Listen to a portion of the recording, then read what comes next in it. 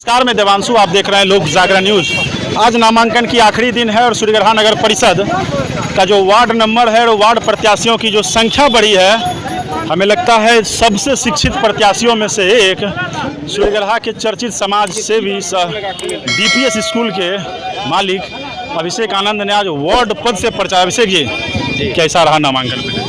नामांकन तो बहुत अच्छा रहा। जैसा कि आप लोग देख रहे हैं, मैंने पर्चा दाखिल नहीं किया है। आप सब जानते हैं, जो लोग मुझे पर्सनली जानते हैं, मैं राजनीति से बिल्कुल दूर रहना चाह रहा था। लेकिन युवाओं, हमारे बुजुर्गों ने कहा जब समाज की सेवा करना आप चाहते हैं तो डायरेक्ट राजनीति में क्यों नहीं। आप जो लोग मुझे जानते हैं वो जानते हैं कि मैं कई वर्षों से समाज सेवा में लगा रहता हूँ। कभी खेल के माध्यम से, कभी साहित्य के माध्यम से। एक स्कूल का भी संचालन कर रहा हूँ जिसका कि मैं सेक्रेटरी हूँ। और फिर इन लोगों के कहने के बाद मुझे भी लगा ये एक डायरेक्ट राजनीति जो है ये बेहतर प्लेटफॉर्म देता है कि हमें खुल के राजनीति में आने का मौका मिलता है। राजनीति का एक्चुअल मीनिंग तो यही है ना कि हम सरकार के द्वारा चलाए जा रही योजनाओं को सब लोगों तक पहुंचाएं और बिना ये जो बीच में भ्रष्टाचार और कमीशन खोरी होता है बिना उसके पहुंचाएं। तो जो लोग जानते हैं, और मैं इस विचार का सब दिन रहा हूँ, पैसे से बहुत कुछ नहीं होता, उसकी एक सीमा है, उस सीमा के बाद पैसा कुछ नहीं है। तो उतना भर पैसा मुझे है महादेव की दया से। इसके आगे राजनीति के जरिए मुझे पैसा नहीं कमाना, उसके लिए बिजनेस है, अन्य सोर्सेज हैं पैसा कमाने के लिए, वो सब है। राजनीति निशुद्ध सेवा भाव से मैं ज्वाइन कर। अभिषेक जी, आप तो इंजीनियरिंग की पढ़ाई भी किए हैं। इस बीच में इंजीनियरिंग की पढ़ाई कर और समाज सेवा गांव लौटना कैसा अनुभूति हो रहा है? क्योंकि ये जो चुनाव है पूरा चुनावी मोड में। देखिए, अभी के जिस दौर से हम गुजर रहे हैं, अब ऐसा नहीं है कि इंजीनियरिंग का पढ़ाई लोग इसलिए कर रहे हैं क्योंकि वो बाहर जाएं, विदेशों में सेटल हों। अब जो चल रहा है, अभी जो एज चल रहा है, जो एरा चल रहा है समाज में, ये वो हम स्वर्णिम युग से गुजर रहे हैं जहाँ की हर एक चीज़ का स्कोप हमारे गाँव में भी है। हम ये इंटरनेट के दुनिया से जुड़े हुए हैं। जो चीज़ हम दिल्ली में कर सकते हैं वो हम सूर्यगढ़ा में क्यों नहीं कर सकते हैं? हम यहाँ इंडस्ट्री, फैक्ट्री, युवाओं को रोजगार क्यों नहीं दे सकते हैं? ग्राम पंचायत था और ये डायरेक्ट नगर परिषद हुआ, तो दोनों में बहुत लार्ज डिफरेंस है। ग्राम पंचायत में हम मूलभूत सुविधाओं को ही देते रह जाते हैं, लेकिन सरकार के नज़र में अब हमारी मूलभूत सुविधाएं लगभग पूरा होने की ओर है और उसके साथ साथ जो बचा खुचा मूलभूत सुविधा है वो मिले और सौंदर्यीकरण, विकास को रफ्तार मिले, इसलिए डायरेक्ट हम लोग नगर परिषद में हो गए। और एक बात आप जान लीजिए देवांशु जी, जो भी हमारे जनप्रतिनिधि होते हैं, यदि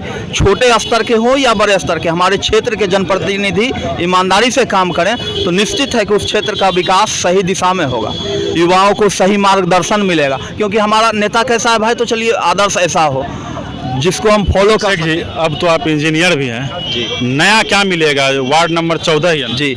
आप एक बात मान करके चलिए, हम अभी देखिए, हम बिल्कुल डायरेक्ट समाज सेवा की जो बात कर रहे हैं, राजनीति जो कहते हैं उसमें नए हैं, कोई मना नहीं। लेकिन कई वर्षों से हम समाज से ही जुड़े रहे हैं। हर एक वार्ड का अलग अलग समस्या है। जल जमाव है कॉमन समस्या, टॉयलेट का समस्या है कॉमन समस्या, उसके बावजूद भी हर एक वार्ड का अलग अलग समस्या है। और हमारे वार्ड का जो समस्या है, तो वार्ड में भी क्षेत्र बड़ा है, आपको एसेस करना होगा। बाजार वार्ड नंबर 14 हट माना जा रहा है पूरे नगर परिषद। उस बाजार और गांव दोनों को मिला करके बन रहा है हमारा वार्ड, तो हमको एसेस करना होगा, जा के गली गली में देखना होगा कि बाजार का बेसिक समस्या है कि यदि महिलाएं आ जाती हैं उनको यूरिनल की समस्या होती है, यूरिनल है ही नहीं बाजार में, ये सब हुआ कब का हो जाना चाहिए था। चलिए, जब आए हम लोग तो ज़रूर है कि ये सब बेसिक्स में रहेगा। सबसे पहले टॉयलेट बन जाए, जहाँ भी कचरा कूड़ा ये है, अभी भी देखते होंगे नगर परिषद सुचारू रूप से काम नहीं कर रहा।